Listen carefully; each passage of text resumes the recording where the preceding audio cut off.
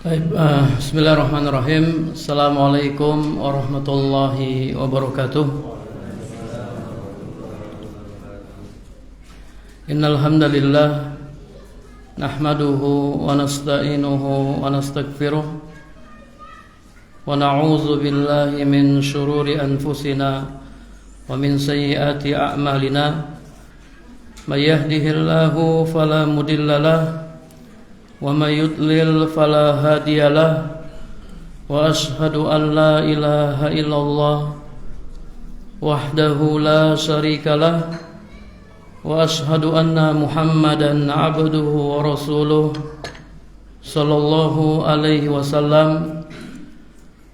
Amma ba'du, para jamaah, para ikhwan dan akhwat rahimakumullah. Semoga Allah Subhanahu wa taala merahmati kita semua. Alhamdulillah, kita bersyukur kepada Allah Subhanahu wa taala pada malam hari ini kita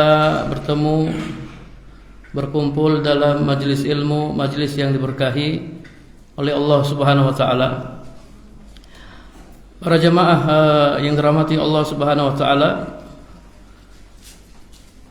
yang namanya thalibul ilm, ya, penuntut ilmu, setiap kali dia mendalami ilmu, kemudian dibukakan ya untuknya pintu-pintu ilmu, maka dia merasa butuh untuk menambahnya. Antum bisa rasakan ya, antum yang pernah hijrah atau yang sudah lama hijrah sampai saat ini, ya, kita terus menuntut ilmu dan kita tidak pernah merasa cukup dengan ilmu. Kita selalu merasa butuh untuk menambahnya. Wa tanafus fi talabihi, kita berlomba-lomba dalam menuntutnya dan bersemangat untuk memperbanyak ilmu. Nabi sallallahu alaihi wasallam, ya, orang yang masya Allah luas ilmunya, beliau masih meminta untuk ditambahkan ilmu. Dalam Al-Quran, dalam surat Toha ayat 114, Allah Subhanahu wa ta'ala berfirman, wa qur rabbi zidni ilma. Katakanlah wahai Muhammad, Rabbi zidni ilma, wahai Rabbku, tambahkanlah ilmuku. Allah Subhanahu wa taala memerintahkan Nabi Muhammad sallallahu alaihi wasallam untuk meminta tambahan ilmu. Rabbi zidni ilman, bukan minta tambahan yang lain, bukan Rabbi zidni baitan, Rabbi zidni malan, Rabbi zidni sayyaratan, Rabbi zidni apalagi zaujatan, bukan, tapi Rabbi zidni ilman. Ini menunjukkan bahwasanya ilmu lebih utama daripada yang lainnya. Kemudian Rasul sallallahu alaihi wasallam menganjurkan untuk memperbanyak ilmu dan tetap semangat membekali diri dengan ilmu selama kita hidup di dunia ini. Dalam hadis riwayat Tirmizi dari Abu Sa'id radhiyallahu anhu, dari Nabi sallallahu alaihi wasallam, beliau bersabda, la yasba'al mu'minu min khairin yasma'uhu hatta yakuna muntahahu al-jannah. Orang mukmin tidak akan pernah kenyang dengan kebaikan yang pernah didengarnya sampai tempat berakhirnya adalah surga. Dalam hadis ini Nabi sallallahu alaihi wasallam menjadikan ya kebutuhan terhadap ilmu dan keinginan untuk memperolehnya sebagai konsekuensi iman. Jadi iman itu ada konsekuensinya, ada lawazimnya. Di antara konsekuensi iman adalah kita terus ya merasa butuh dengan ilmu, dengan kebaikan yang pernah kita dengar. Terus ya, sampai kapan? Sampai tempat berakhir kita adalah surga. Apalagi kebaikan tauhid, apalagi kebaikan akidah. Kita tidak akan pernah kenyang dengan akidah yang pernah kita dengar, yang pernah kita dapatkan dari guru-guru kita. Sehingga kita terus ya mengulang-ulangnya, terus mempelajarinya. Walaupun mungkin kita pernah mempelajarinya, kita pernah menghatamkannya. Wa akhbaru anna hadza la yazalu da'bal mu'min hatta dukhuluhu al-jannah. Dan Nabi sallallahu alaihi wasallam mengabarkan bahwasanya hal itu senantiasa menjadi kebiasaan seorang muslim hingga ia masuk surga. Terus ya dia dengar kebaikan, dengar tentang tauhid, dengar tentang akidah sampai dia masuk surga. Imam Ahmad pernah ditanya atau pernah berkata, innama atlubul ilma ila an udkhilal qabra. Sesungguhnya aku menuntut ilmu sampai aku dimasukkan ke dalam kubur. Ya, sampai kita meninggal. Tidak ada batasan dalam menuntut ilmu. Tidak ada kata selesai dalam menuntut ilmu. Kemudian Al-Hasan ya pernah ditanya tentang seorang laki-laki lahu samanuna sanatan yang sudah berumur 80 tahun. Ayah sunu ayyatlubal ilma, apakah ia masih pantas menuntut ilmu? Kata Al-Hasan, in kana yahsun bihi ayyaish. Selama dia masih hidup, dia masih pantas menuntut ilmu. Ya, para jamaah yang dirahmati Allah Subhanahu wa taala, kitab yang kita kaji ini insyaallah antum semua sudah pernah ya mempelajarinya. Kitab Al-Wajibat. Ini bukan kitab yang baru kita dengar. Ini kitab yang sudah sering kita dengar. Kemudian juga ya kita sudah mempelajarinya, ya antum semua sudah mempelajarinya. Namun yang namanya akidah tauhid itu harus terus diulang-ulang. Terus diulang-ulang ya sampai kita meninggal dunia. Para jamaah yang dirahmati Allah Subhanahu wa taala, jadi kitab Al-Wajibat Al-Mutahattimat Al-Ma'rifah ala kulli muslim wa muslimah ini buah karya dari Fadilatul Syekh Abdullah bin Ibrahim Al-Qar'awi. Ya, beliau yang nulis, beliau kumpulkan dari tulisan-tulisan Syekh Muhammad bin Abdul Wahhab. Ya, jadi kalau di Arabnya ini seolah-olah penulisnya Syekh Muhammad bin Abdul Wahhab.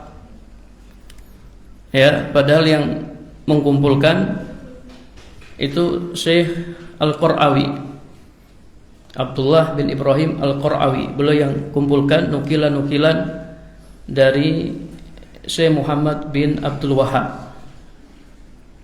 Kemudian disyarah oleh Ibrahim, ya Syekh Ibrahim bin Syekh Saleh.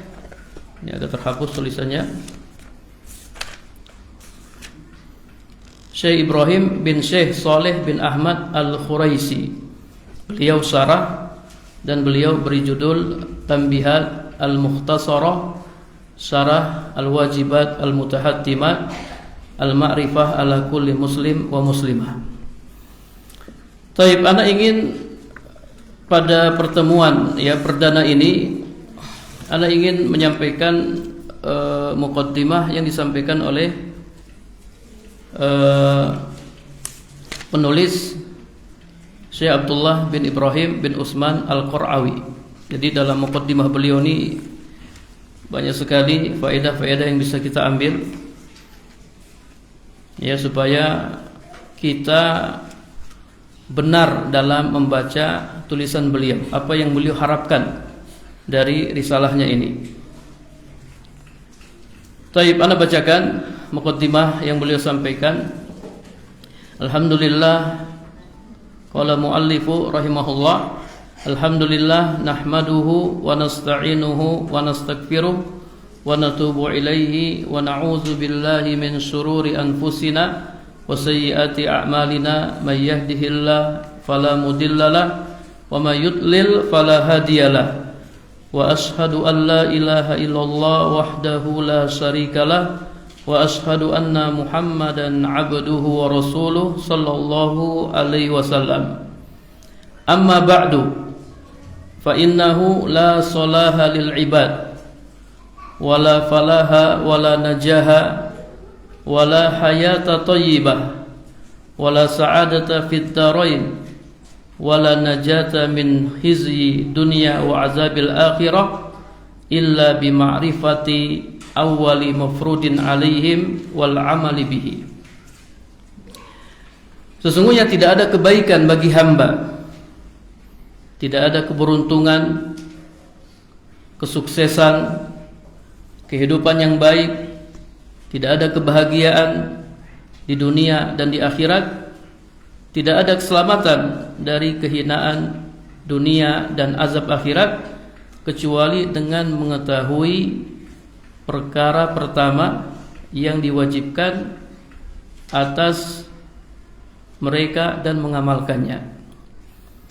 Kalau kita ingin bahagia di dunia dan di akhirat, kita ingin sukses, kita ingin hidup kita baik, maka kita harus mengetahui perkara yang diwajibkan atas kita dan mengamalkannya.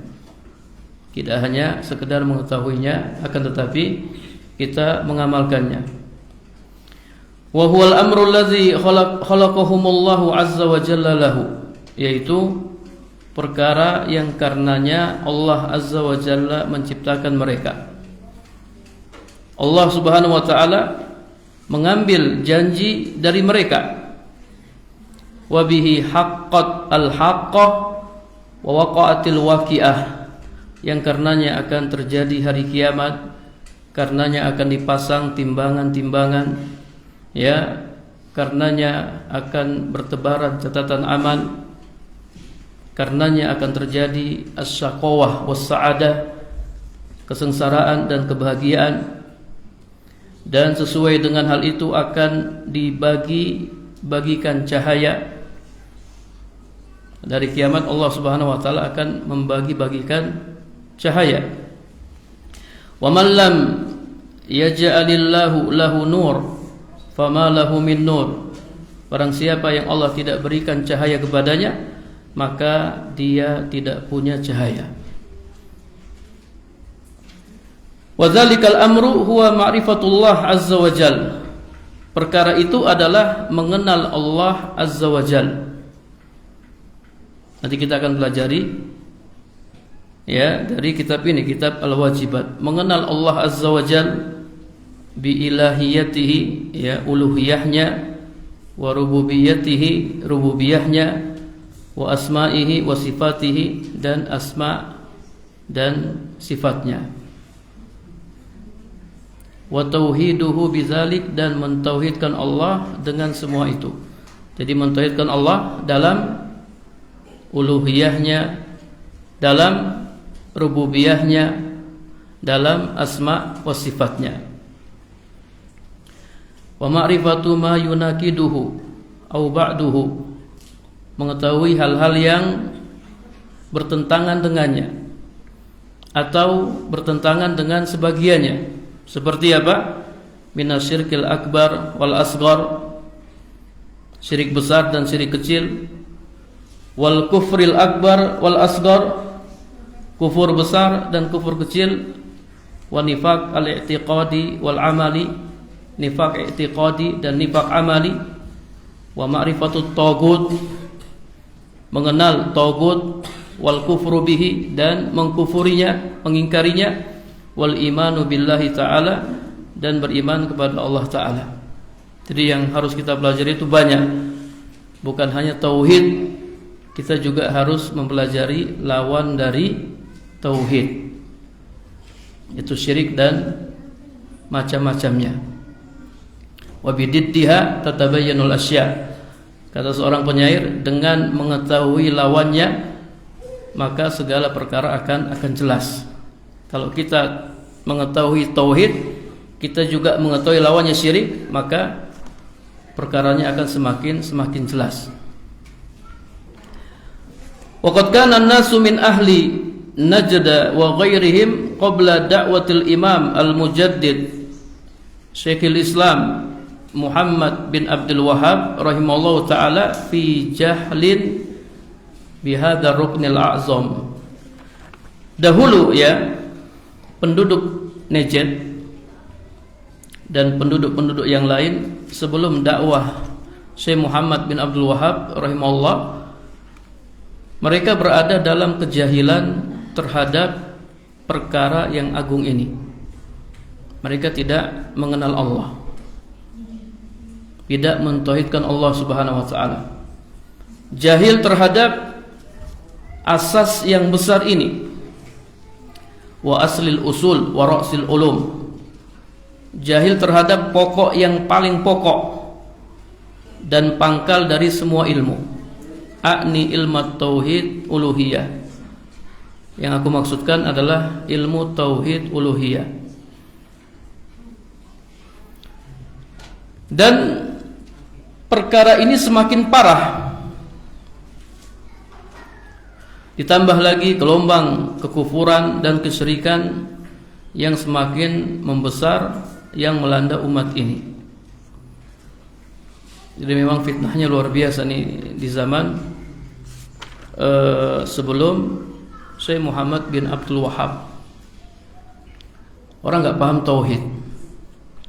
Wa tumisat al-asar salafiyah, kemudian pudar asar-asar salafiyah, wa uqimatil bid'ah, ya bid'ah tersebar di mana-mana. Wal umur syirkiyah, demikian pula perkara-perkara syirik.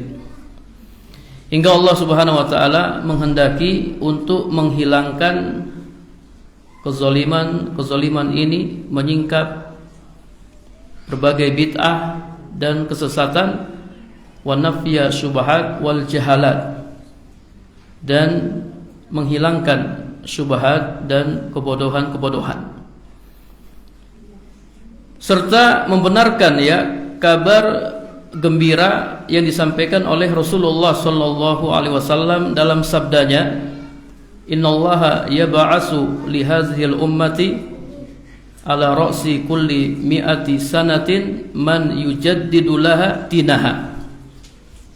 Sesungguhnya Allah Subhanahu wa taala akan mengutus kepada umat ini pada setiap 100 tahun orang yang akan memperbaharui ajaran agama mereka. Jadi setiap 100 tahun Allah akan mengutus orang yang akan memperbaharui ajaran agama mereka. Al-Mujaddid, ya, beliau digelari Al-Mujaddid, Al-Imam Al-Mujaddid, pembaharu, Syekhul Islam Muhammad bin Abdul Wahhab. Kira-kira apa yang dimaksud dengan Al-Mujaddid? Apakah beliau membuat ajaran-ajaran baru? Tidak, ya, kata para ulama, yang dimaksud dengan Al-Mujaddid adalah menghidupkan kembali ajaran Islam yang telah ditinggalkan. Ya, mengajak manusia untuk kembali kepadanya dan mengamalkannya secara sempurna sebagaimana ia diturunkan. Jadi memurnikan kembali ajaran Islam. Tauhid yang dilupakan, beliau akan kembali hidupkan tauhid. Para jamaah yang dirahmati Allah Subhanahu wa taala, kata penulis, ya, yakni melalui orang yang Allah tempatkan di tempat ini dan memberinya berbagai keutamaan dan kebaikan. A'ni bihi Syekh Al-Imam, yang aku maksudkan adalah Syekh Al-Imam, penerus ya para salaf, orang yang mengikuti petunjuk Rasul, yang selalu membela agama Allah fi kulli maqam, di setiap kesempatan, yaitu Syekhul Islam Muhammad bin Abdul Wahhab. Jadi mujaddid dalam hadis ini menurut penulis adalah Syekhul Islam Muhammad bin Abdul Wahhab. Beliau seorang mujaddid, ya, pembaharu. Ajaran-ajaran Islam yang ditinggalkan beliau kembali hidupkan, khususnya ajaran tauhid. Para jemaah yang dirahmati Allah Subhanahu wa taala, jadi dakwah Syekh Muhammad bin Abdul Wahhab ini dakwah yang penuh berkah yang dirasakan oleh banyak orang, khususnya orang-orang Arab di sana. Ya, jadi apa yang dirasakan oleh orang-orang Arab sekarang itu buah dari dakwah Syekh Muhammad bin Abdul Wahhab. Hatta para supir, ya, jadi para supir itu masya Allah, kalau mereka dapat penumpang sedikit, ya, misalnya kita hentikan mereka mobil-mobil angkot itu, dia baru dapat 1 penumpang atau 2 penumpang, dia selalu alhamdulillah, ya, ana tawakal Allah, saya bertawakal kepada Allah, rezeki sudah Allah tentukan. Ini supir yang mungkin dia jarang ngaji, tapi kalau masalah tauhid, masya Allah, tawakalnya sangat kuat kepada Allah Subhanahu wa taala. Sampai ada teman yang pernah berkata ketika dia dengar supir ngomong seperti ini, kata dia, ini buah dari dakwah Syekh Muhammad bin Abdul Wahhab. Buah dari dakwah Syekh Muhammad bin Abdul Wahhab. Para jemaah yang dirahmati Allah Subhanahu wa taala, ana ingin sedikit, ya, menjelaskan biografi Syekh Muhammad bin Abdul Wahhab. Di sini penulis tidak menjelaskannya, ana ambil dari kitab Syarah Salasatil Usul, ya. Jadi kita kenali Syekhul Islam Muhammad bin Abdul Wahhab. Nasab beliau adalah Syekhul Islam Muhammad bin Abdul Wahhab bin Sulaiman bin Ali bin Muhammad bin Ahmad bin Rashid bin Buraid bin Muhammad bin Musrif bin Umar min Bani Tamim, dari Bani Tamim. Ana ulang, ya. Muhammad bin Abdul Wahhab bin Sulaiman bin Ali bin Muhammad bin Ahmad bin Rashid bin Buraid bin Muhammad bin Musrif bin Umar dari Bani Tamim. Siapa yang bisa mengulangnya? Ya. Muhammad bin Abdul Wahhab, Sulaiman bin Ali bin Muhammad bin Ahmad bin Rashid bin Buraid bin Muhammad bin Muslim bin Umar dari Bani Tamim. Taib. Ya, ini nasab Syekh Muhammad bin Abdul Wahhab. Bukan, ya, bukan. Taib, para jamaah yang dirahmati Allah Subhanahu wa taala, jadi kita kalau baca biografi para ulama itu selalu dijelaskan tentang nasab mereka. Hatta biografi Nabi sallallahu alaihi wasallam juga dijelaskan tentang nasab. Karena memang dalam Islam, ya, kita diperintahkan untuk menjaga nasab. Nabi sallallahu alaihi wasallam bersabda, "In i'rifu ansabakum tasilu arhamakum." Kenalilah nasab-nasab kalian supaya kalian bisa menyambung tali silaturahim. Ya, jadi kalau bisa antum tahu nasab antum, ya. Antum bisa sebutkan nasab antum? Bisa sebutkan? Sampai kakek ketiga aja, nggak usah panjang-panjang. Sampai kakek ketiga, bisa Pak? Coba Pak.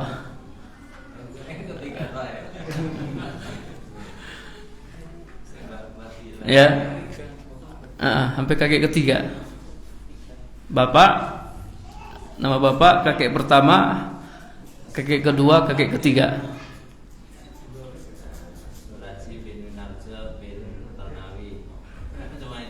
Cuma itu ya. Taib. Jadi sebenarnya kita juga punya nasab ya. Jadi cuman kita tidak punya kebiasaan menjaga nasab, sehingga terkadang ketika kita ditanya, coba sebutkan nasab antum, kita tidak bisa menyebutkannya. Paling banter ya kakek pertama, kakek kedua itu sudah alhamdulillah ya. Ya, jadi misalnya Nabi Muhammad sallallahu alaihi wasallam dan Abu Bakar itu ternyata ketemu di kakek Nabi yang keenam, Murrah namanya. Nabi Muhammad dan Abu Bakar itu satu kakek, ketemu di kakek Nabi yang keenam. Sementara ayah Nabi ya Abdullah dengan ibu Nabi Aminah itu nasabnya ketemu di kakek Nabi yang kelima, namanya Kilab. Jadi ayah Nabi dan ibu Nabi itu satu kakek, kakeknya sama, kakek Nabi yang kelima, namanya Kilab. Apa artinya Kilab? Kilab itu jamak dari kalbun. Ya, kalbun, bukan kolbun ya. Kalau kolbun hati, kalau kalbun anjing. Jamaknya Kilab, anjing-anjing. Kenapa dia dinamai Kilab? Ya, namanya sangar ya, Kilab. Ya, karena dia dulu sering berburu dengan anjing, maka dia dikenal dengannya. Nama aslinya kalau tidak salah Amr. Taib ya, jadi kenalilah nasab-nasab kalian supaya kalian bisa menyambung tali silaturahim. Kalau di tempat kita mungkin yang biasa jaga nasab itu orang-orang keraton ya, atau mungkin habaib ya, habaib ya, yang mengaku cucu Nabi itu kadang mereka punya nasab. Ya, mereka punya nasab sampai kepada Nabi. Cuman apakah nasab itu benar atau tidak? Ya Allah a'lam. Ya, Allah a'lam bissawab. Taib, tempat dan tanggal lahir Syekh Muhammad bin Abdul Wahhab. Beliau dilahirkan di negeri Uyainah tahun 1115 Hijriah. Tahun berapa? 1115 Hijriah. Fi baiti ilmin wa sarafin wa dinin. Di rumah yang penuh ilmu, kemuliaan dan agama. Fa abuhu alimun kabir. Bapaknya adalah seorang ulama besar.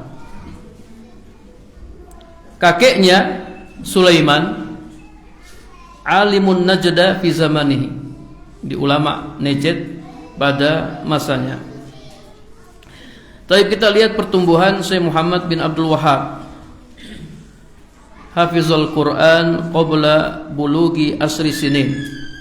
Dia sudah hafal Quran sebelum mencapai usia 10 tahun. Masya Allah ya. Jadi para ulama itu kalau kita baca biografi mereka itu rata-rata hafal Quran. Atau Imam Syafi'i hafal Quran di usia yang masih muda. Kata Syekh Muhammad bin Shalih Al-Utsaimin, yang namanya penuntut ilmu ya, kalau bisa hafal Quran. Karena ketika dia menyampaikan sesuatu kan dia sampaikan dengan dalil-dalilnya. Dan dalil itu tidak lepas dari Al-Quran. Antum yang sudah hafal Al-Quran, masya Allah ya, itu sudah keutamaan yang besar. Jadi hafal Quran. Anda juga ya berusaha untuk hafal Quran. Jadi beliau sudah menghafal Al-Quran sebelum mencapai usia 10 tahun. Wa darasa fil fiqhi hatta nala hazzan wafiran. Beliau belajar fikih hingga beliau mendapatkan bagian yang banyak. Wa kana maudi al-i'jab min walidihi liquwati hifzihi. Orang tuanya sangat kagum kepadanya karena kekuatan hafalannya kuat. Jadi orang-orang yang menjelek-jelekkan Syekh Muhammad bin Abdul Wahab, mereka harus baca biografi Syekh Muhammad bin Abdul Wahab. Ini bukan orang sembarangan. Dia sudah hafal Al-Quran ketika masih kecil. Dia ahli fikih. Kemudian hafalannya kuat. Wa kana katsiral mutala'ah fi kutubit tafasir wal hadis. Dia banyak menelaah kitab-kitab tafsir dan hadis. Wajadda fi talabil ilmi lailan wa naharan, dan dia bersungguh-sungguh dalam menuntut ilmu lailan wa naharan, siang dan malam. Masyaallah, ini penuntut ilmu ya. Penuntut ilmu itu terkadang siang belajar, malam juga belajar. Jadi dia nyambung belajarnya sampai malam. Fakana yahfazul mutun ilmiyah fi syatta al-funun. Dia hafal matan-matan ilmu di berbagai bidang ilmu. Ya, nanti insyaallah kalau bisa ini juga kita hafal ya. Harapkan ada jamaah yang hafal. Ya. Ya, kalau yang tua-tua enggak bisa, yang muda-muda. Ya. Harus ada yang hafal. Kita pernah hafal ini. Alhamdulillah ya. Jadi mondok di Jamlur Rahman dulu itu wajib hafal matan. Matan al-wajibah tanya Abdurrahman ya. Ada Badar ya. Ini kakak kelas ana dulu, Abdurrahman sama Badar ya. Ya. Jadi hafal al-wajibat, hafal usul salasa, hafal apa lagi? Hafal kitab tauhid ya. Hafal kasbus syubhat. Dulu sama Ustaz Abu Isa, sama Ustaz Abu Sa'ad ya. Kalau dulu nggak bisa hafal suruh berdiri. Kalau sama Ustaz Abu Sa'ad disuruh push up. Ya. Rahimahullah. Kalau anak nggak usah gitu-gitu ya. Mungkin yang hafal dapat hadiah, gitu aja ya. Yang bisa hafal dapat hadiah ya. Nanti hadiahnya mudah-mudahan panitia siapkan ya. Taib. Warohala fi talabil ilmi fi dawahi Najda fi Makkah. Beliau rihlah ya untuk menuntut ilmu di berbagai daerah di Najd, kemudian juga di Mekah, dan belajar pada ulama-ulama Najd dan ulama-ulama Mekah. Kemudian beliau rihlah ke Madinah dan belajar kepada ulama-ulama Madinah. Ya, diantaranya Al-Allamah Syekh Abdullah bin Ibrahim Asy-Syammiri, ya, dan juga kepada anaknya, anak dari Syekh Abdullah bin Ibrahim Asy-Syammiri. Kemudian juga ya belajar kepada Muhammad Hayatus Sindi, yakni ahli hadis. Kemudian Syekh Muhammad bin Abdul Wahab rahimahullah, Allah Subhanahu wa taala telah karuniakan kepadanya fahman sakiban, pemahaman yang tajam, wa zakaan mufritan, kecerdasan yang luar biasa, dan beliau tekun dalam menelaah, meneliti dan mengarang atau menulis. Jadi ada orang itu Masya Allah, dia sudah pintar kemudian semangat. Masya Allah, orang yang sudah pintar, cerdas, kemudian rajin menuntut ilmu. Ini orangnya cepat biasanya. Ya, contohnya kalau boleh anda contohkan, contohnya Ustadz Firanda. Ustadz Firanda itu pintar dan semangat. Iya. Ya, jadi anda satu kampung sama beliau. Jadi dari dia SD itu sampai selesai sekolah itu ranking 1 terus. Tidak pernah ranking 2, tidak pernah. Ranking 1 terus. Ya, orangnya pinter, cerdas, kemudian semangat. Ini cepat biasanya. Kita bisa lihat hasilnya sekarang. Ada orang yang pas-pasan tapi semangat. Ini juga alhamdulillah. Ada orang yang pas-pasan tidak semangat. Ini masalah ya. Udah tahu lemah kemudian malas, biasanya lama. Ya, Syekh Muhammad bin Abdul Wahab orangnya pintar, cerdas, kemudian semangat dalam menuntut ilmu. Sering telaah, kemudian bahas ya, dan juga mengarang. Para jemaah yang dirahmati Allah Subhanahu wa taala ya, jadi kalau bisa kita rajin baca, kita rajin bahas, rajin nulis ya, rajin nulis. Dulu di Madinah itu dulu ada orang Aljazair, mahasiswa Madinah, dia rajin baca. Hampir semua kitab-kitab itu sudah dia selesaikan, sudah dia hatamkan.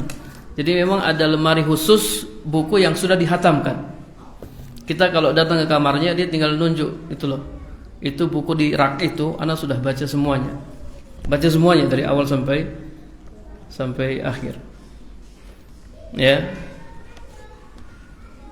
Atau nulis. Ya, rajin nulis.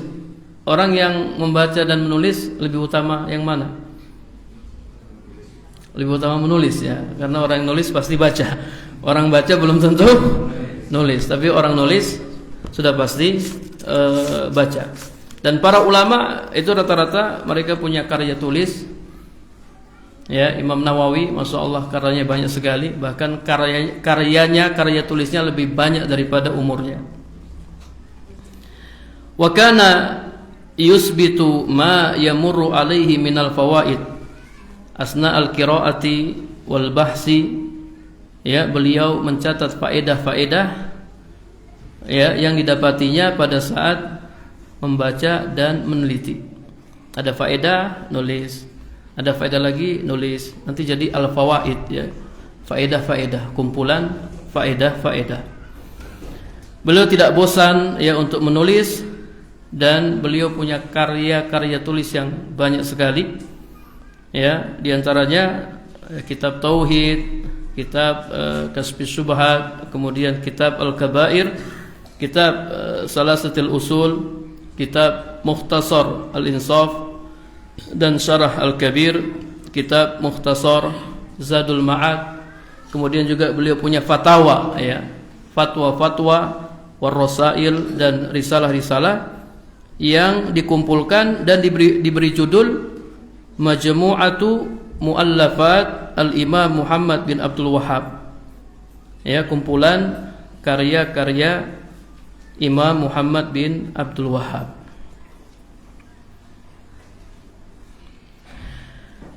Taib, walamma tufiya waliduhu, tatkala ayahnya meninggal pada tahun 1153 Hijriah, beliau mulai mengiklankan yu'linu jahron bidakwati salafiyah. Beliau mulai mengiklankan atau berdakwah secara terang-terangan dakwah salafiyah ila tauhidillah, yang mengajak untuk mentauhidkan Allah, kemudian mengingkari kemungkaran dan juga kebid'ahan. Dan beliau alhamdulillah ya dapat dukungan. Waqad syadda azrahu al-wulatu min ali Su'ud. Dakwah beliau didukung oleh para penguasa dari keluarga Su'ud, sehingga ya dakwah beliau tersebar. Ini juga pelajaran bagi kita ya, bahwasanya ilmu dengan kekuatan itu kalau bergabung itu dakwah akan tersebar. Artinya apa? Ulama dengan pemerintah itu kalau kerjasama ya, itu dakwah akan tersebar. Ulama punya ilmu, kalau pemerintah punya kekuatan. Pemerintah punya kekuatan. Ya, jadi kita jangan musuhan sama pemerintah, temenan ya sama pemerintah untuk menyampaikan dakwah. Dazan.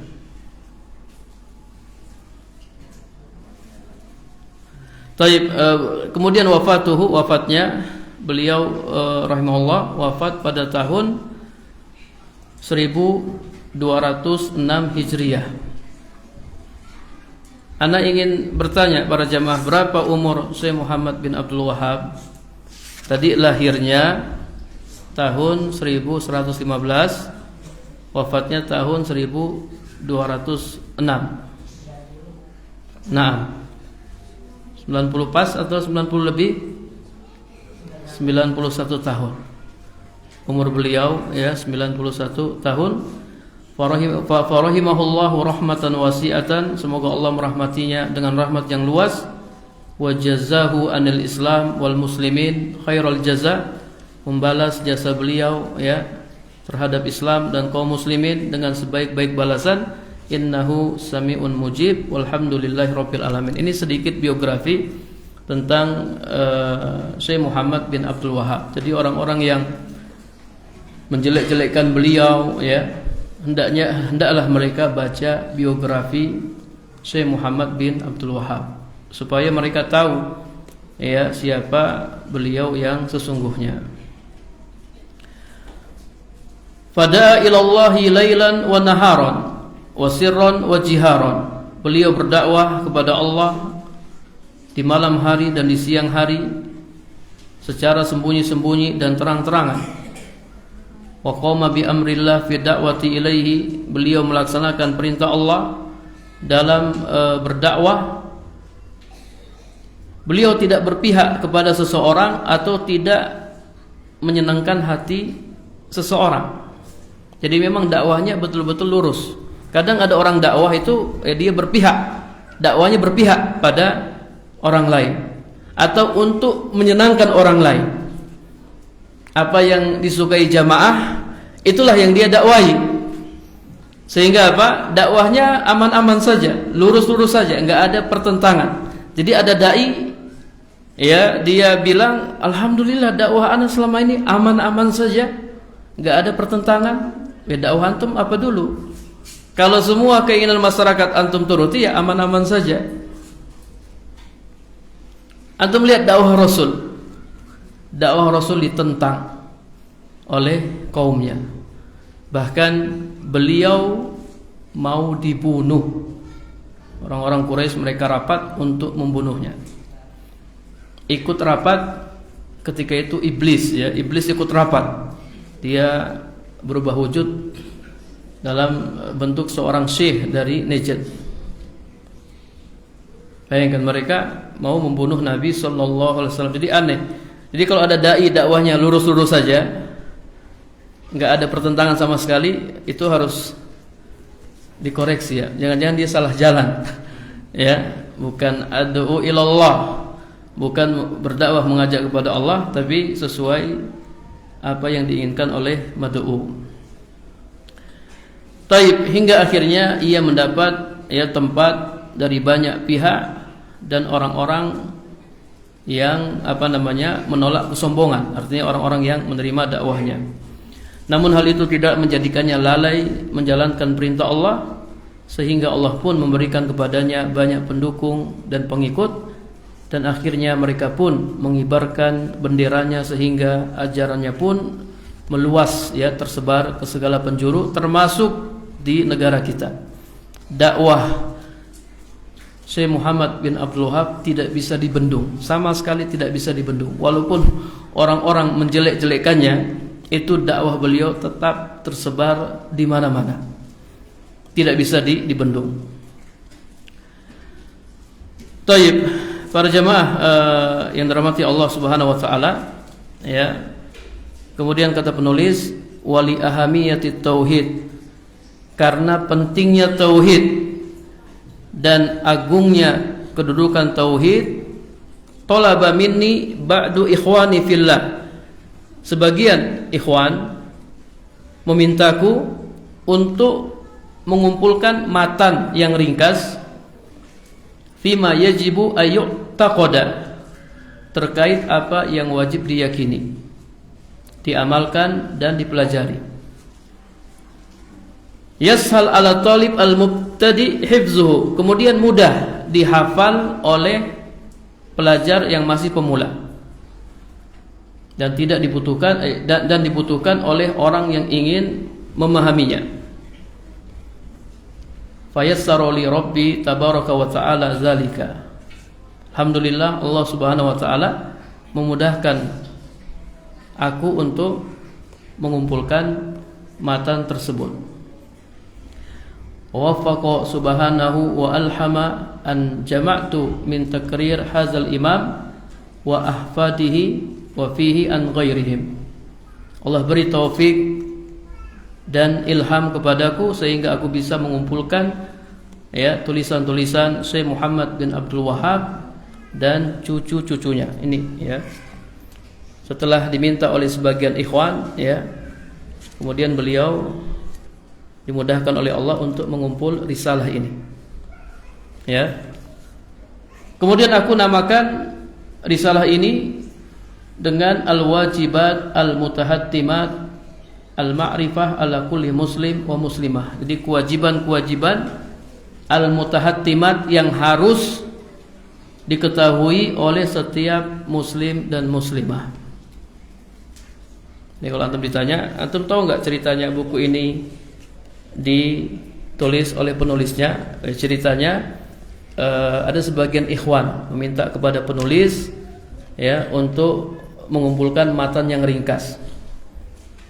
Hingga akhirnya penulis beliau bisa mengumpulkannya.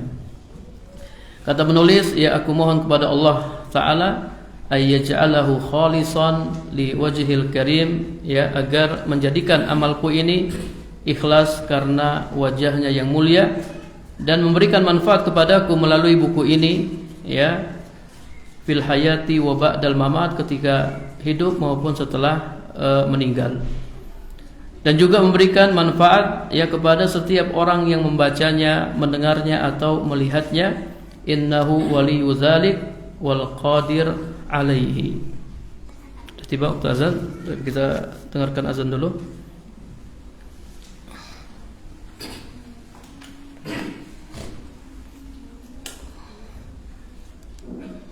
Allahu akbar, Allahu akbar, Allahu akbar, Allahu akbar. Asyhadu an la ilaha illallah, asyhadu an la ilaha illallah, asyhadu anna Muhammadar Rasulullah, asyhadu anna Muhammadar Rasulullah. Hayya 'alas shalah, hayya 'alas shalah,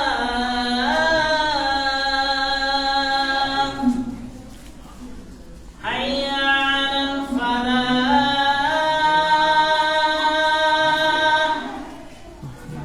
hayya 'alal falah.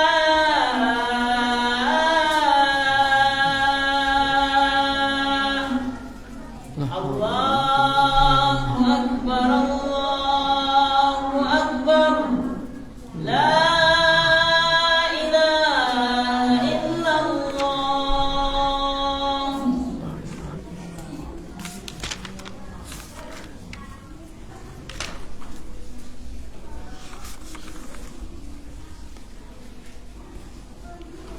Baik, kita lanjutkan sebentar ya. Baik, kemudian kata penulis, walamma kasura fit tullab hifzuhu wa ta'addada fil afaq wal aqtar nasruhu. Tatkala banyak pelajar yang menghafalnya, masyaallah ini ya, banyak pelajar yang menghafal risalah beliau ini dan juga tersebar di mana-mana. Salah seorang pelajar yang telah menghafalnya yaitu Al-Akh Ibrahim bin Syekh Saleh bin Ahmad Al-Khuraisi, ini pensarah kitab ini,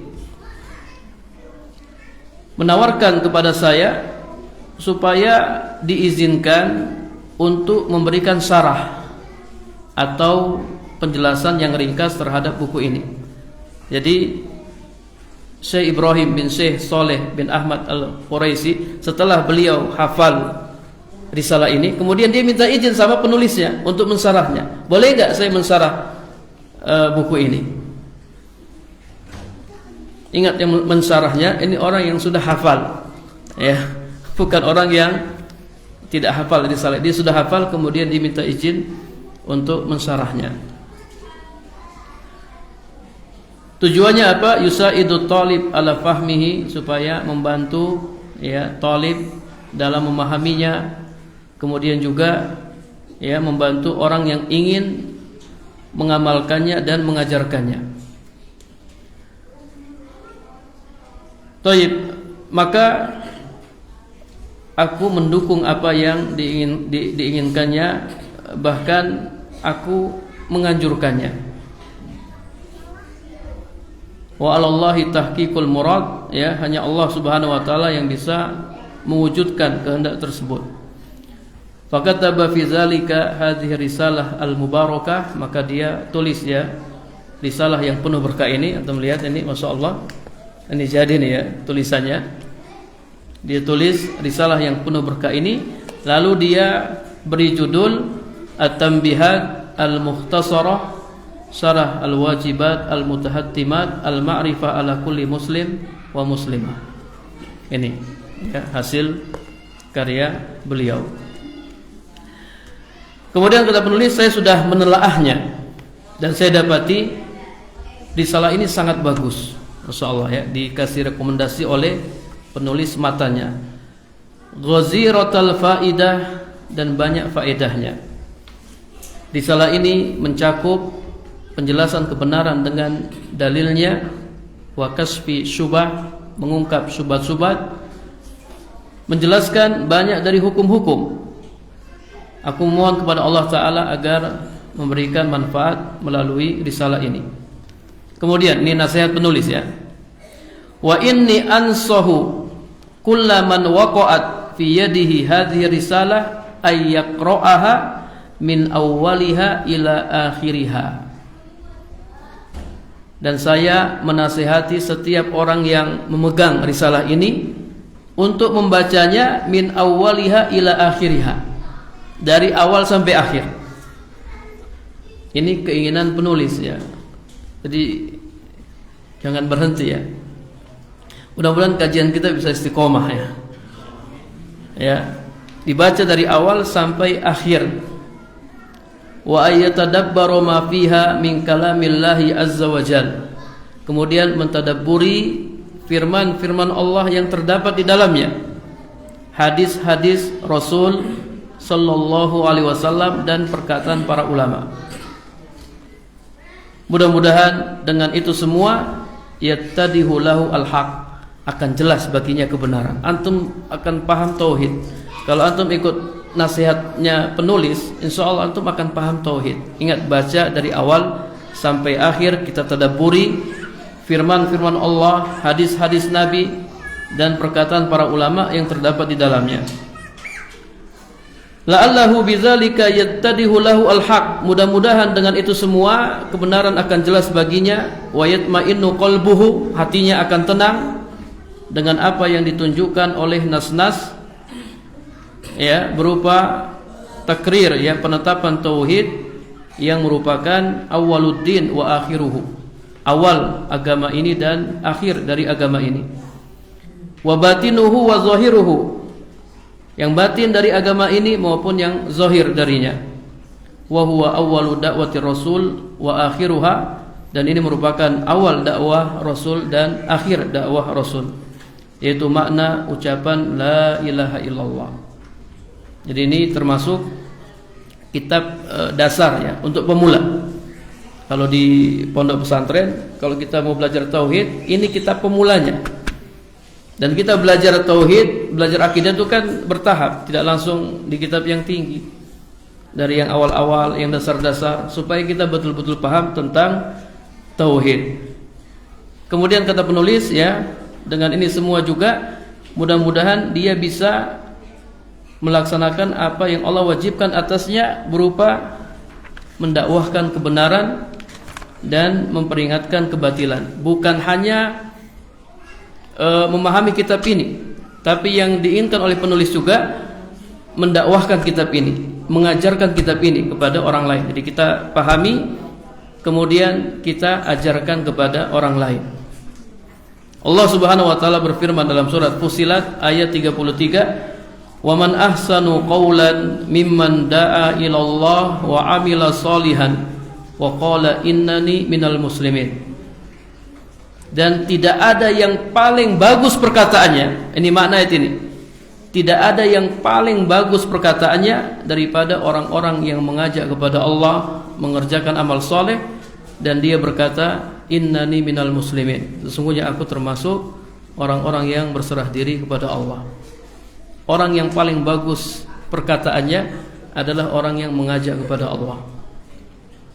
Wa qala an-nabiy sallallahu alaihi wasallam li Ali bin Abi Thalib radhiyallahu anhu, la ayyahdiyallahu bika rajulan wahidan khairul laka min humrin na'am. Nabi sallallahu alaihi wasallam pernah bersabda kepada Ali bin Abi Thalib, seandainya Allah memberikan hidayah kepada satu orang, rajulan wahidan, melalui perantaramu, itu lebih baik bagimu daripada onta-onta merah.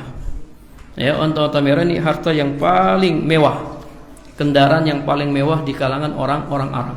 Sehingga kata para ulama, makna hadis ini memberikan hidayah kepada satu orang, Allah memberikan hidayah kepada satu orang melalui perantara kita, khairun minad dunya wa ma fiha. Itu lebih baik daripada dunia dan seisinya. Masyaallah. Rajulan wahidan. Ya, satu orang. Anda pernah baca biografi Sa'ad bin Mu'ad? Sa'ad bin Mu'ad itu umurnya pendek. Dia masuk Islam, kemudian beberapa tahun kemudian dia meninggal. Tapi kenapa ketika dia meninggal itu arsy Allah bergetar, bergoncang arsy Allah Subhanahu wa taala. Kenapa? Karena dia banyak mengislamkan orang. Sa'ad bin Mu'ad ini pemimpin kabilah. Setelah dia masuk Islam, dia datangi kaumnya, kemudian dia mengatakan, wahai kaumku, bagaimana pendapat kalian tentang diriku? Kata mereka, engkau orang yang paling baik, yang paling suka menyambung tali silaturahim, yang suka membantu kami, dan seterusnya. Kata Sa'ad bin Mu'ad, demi Allah, haram bagiku berbicara dengan kalian, baik laki-laki maupun perempuan, sampai kalian masuk Islam. Ana tidak mau ngomong sama kalian sampai kalian masuk Islam. Dia ngomong sama kabilahnya. Akhirnya satu kabilah masuk Islam. Satu kabilah masuk Islam. Kenapa kabilahnya masuk Islam? Kenapa semua orang mau dengar Sa'ad bin Mu'ad langsung masuk Islam? Kata para ulama, karena akhlak Sa'ad bin Mu'ad. Dia dikenal baik ya oleh kaumnya. Dia dikenal orang yang suka membantu dan seterusnya. Sehingga ketika dia berdakwah, orang-orang langsung terima dakwahnya. Maka kata para ulama, hendaknya dai itu akhlaknya bagus ya, akhlaknya mulia. Kalau dia berdakwah, orang-orang akan mudah untuk menerima dakwahnya. Kenapa Abu Bakar ketika didakwai oleh Nabi, Abu Bakar langsung masuk Islam tanpa bimbang dan ragu? Kenapa? Karena Abu Bakar ini sudah berteman dengan Nabi sebelum diangkat menjadi Nabi dan Rasul. Jadi Abu Bakar sama Nabi sudah kawan dekat, akrab. Abu Bakar tahu sifat-sifat Nabi. Ketika Nabi ajak Abu Bakar masuk Islam, maka Abu Bakar langsung percaya kepada Nabi Sallallahu Alaihi Wasallam. Ini orang nggak pernah bohong. Orang nggak pernah bohong. Kalau sama manusia saja dia tidak pernah bohong, apalagi sama Tuhan, sama Allah Subhanahu Wa Taala. Jadi ya memang akhlak yang mulia itu sangat penting. Kemudian yang terakhir ya, Nabi Sallallahu Alaihi Wasallam bersabda, man dalla ala khairin falahu mislu ajri fa'ilihi. Siapa yang menunjukkan kebaikan kepada seseorang, maka dia akan mendapatkan pahala seperti orang yang melakukannya. Taib, ini sedikit ya muqaddimah dari penulis. Kita sudah tahu ya bagaimana risalah beliau itu ditulis ya, bagaimana syarah ini ditulis. Kita sudah tahu ya ceritanya. Barangkali ya ini yang dapat kami sampaikan, mudah-mudahan bermanfaat. Kita akhiri dengan doa kafaratul majlis. Subhanakallahumma wa bihamdika asyhadu an la ilaha illa anta astaghfiruka wa atubu ilaik. Assalamualaikum warahmatullahi wabarakatuh.